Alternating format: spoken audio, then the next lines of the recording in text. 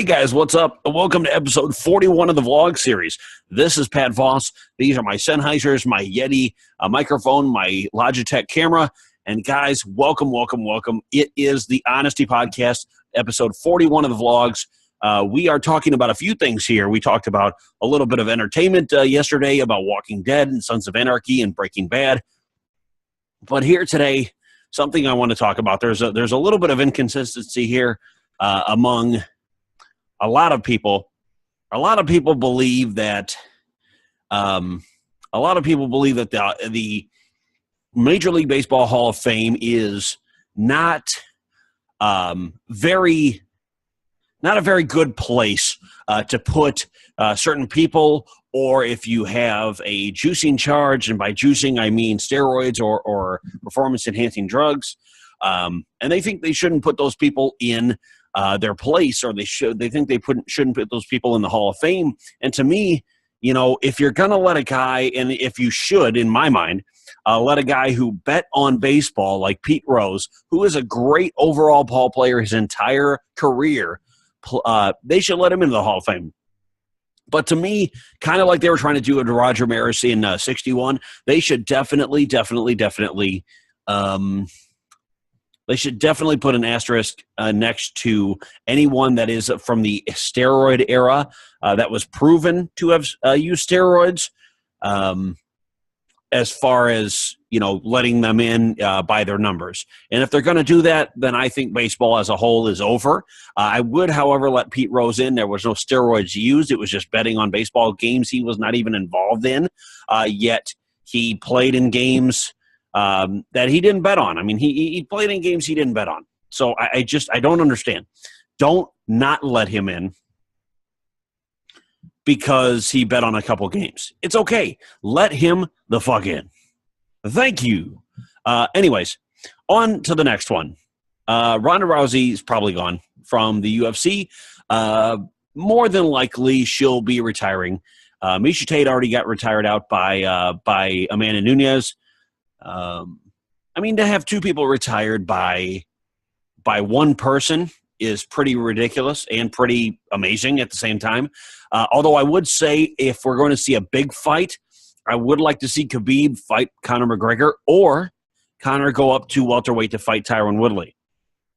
I don't necessarily agree with a Jose Aldo rematch. I don't agree with fighting Cody Garbrandt at 145. I think Conor McGregor should stay around the 155 range for right now, 155 to 170. Stay in that higher weight range. Try to gain maybe another title, or defeat his first opponent while retaining his lightweight title, and then maybe shrink back down to 145 eventually and take on either Jose Aldo, or like he said, Cody said, to take me on because I have no problem facing you, and I'll knock you out, and I'll break you, I'll break you in half, and that's fine. And he can say whatever he wants to say, but I really don't believe that Cody could beat Conor McGregor. I think all these people talk trash.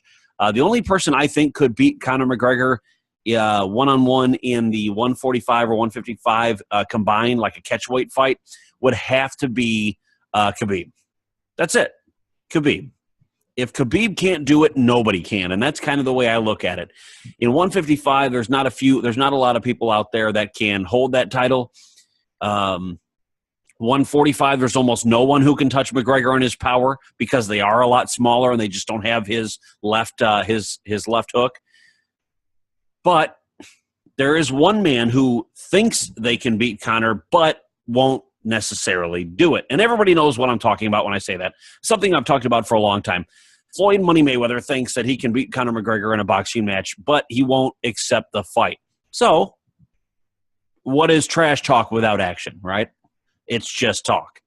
It's just talk. There's no action. Conor McGregor got his boxing license. Conor McGregor is sparring. Conor McGregor is being taught how to box. Conor wants to fight because he wants to prove nothing can hold him. That's the thing. That's the thing you need to understand about Conor McGregor. Nothing can hold this guy back. He will train and train and train and train and train until he is the best. And that's what he used to do in Ireland, and now he's transitioning that same philosophy to the UFC and now trying to train that or transfer that over to a boxing ring. I believe he can do it. Hell, even Manny Pacquiao, who fought Mayweather before and lost by decision with one arm, by the way, held him for 12 rounds with one freaking arm. Mayweather laughed at Floyd thinking that he could fight Conor McGregor, and that tells you something. That tells you that a guy who has really gotten the trenches with you and fought and really went round for round and pound for pound with you, if he thinks you're a joke, you probably are. You probably are.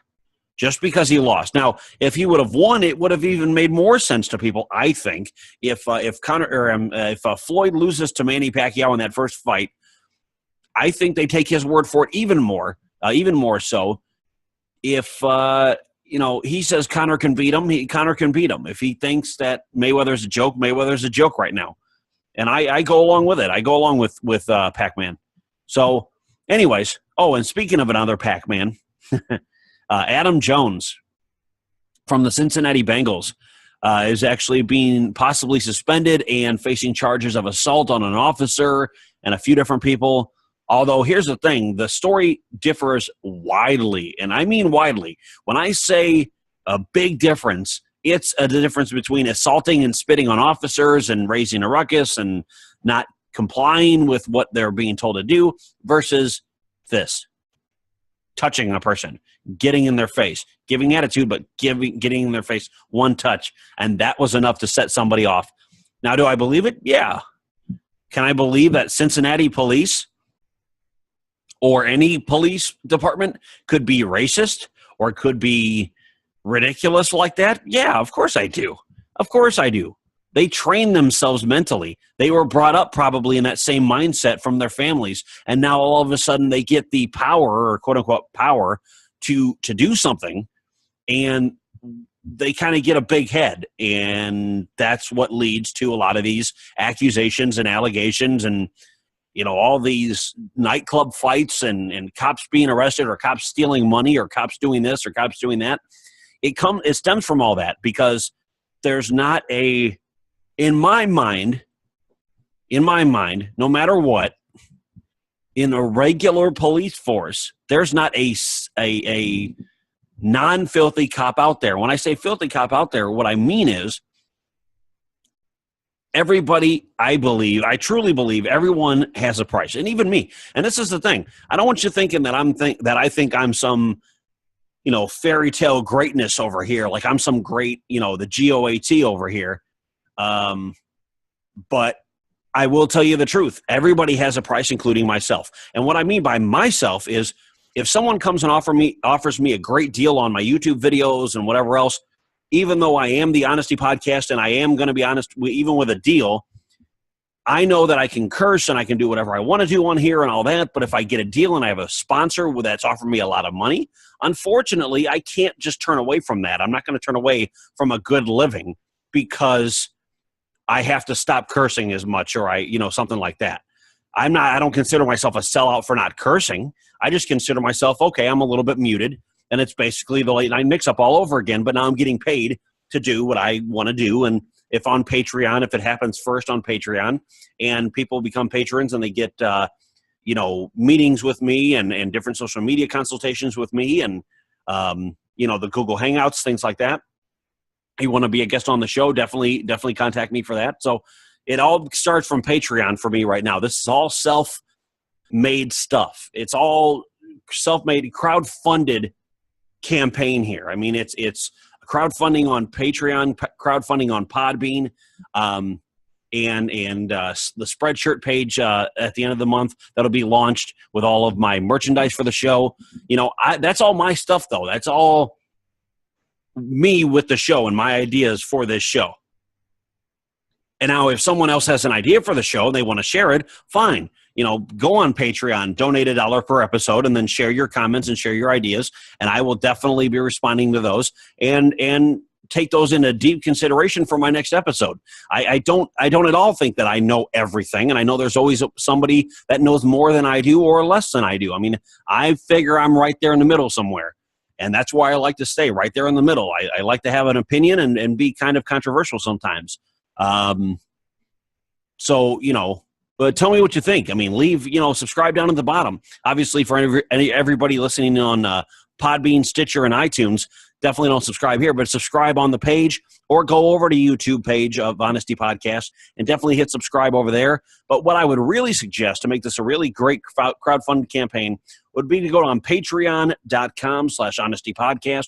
Definitely become a patron there. And then once I get 50 patrons, we are off to the races, and I am good. Once we have 50 patrons, at least donating $1 an episode, I will be all set. I will make sure all of my audio equipment is right, all the settings, the backgrounds, the lighting, everything will be right then. And I can deliver the best product for you guys that you guys like to see, as long as you give me feedback and we can work out a time and place where we can have social media gatherings. We can have all kinds of stuff. If I'm making an appearance out of state, out of Chicago or in Chicago, and you're here and you want to come and talk to me and hang out or whatever, let me know. And we'll do that too. So just let me know. But guys, this has been episode 41, just talking around, just, fooling around a little bit. I leave for a vacation tomorrow, going to Florida, and then over on a cruise for 7 days starting on Saturday. So I will be back with you guys. I will be doing episodes. I'll do an episode tomorrow, right before I leave. And then I will do an episode. My full episodes won't be. I'll do 2 full episodes when I come back from the cruise. And every day when I'm on the cruise, I will do a vlog episode real quick from my phone.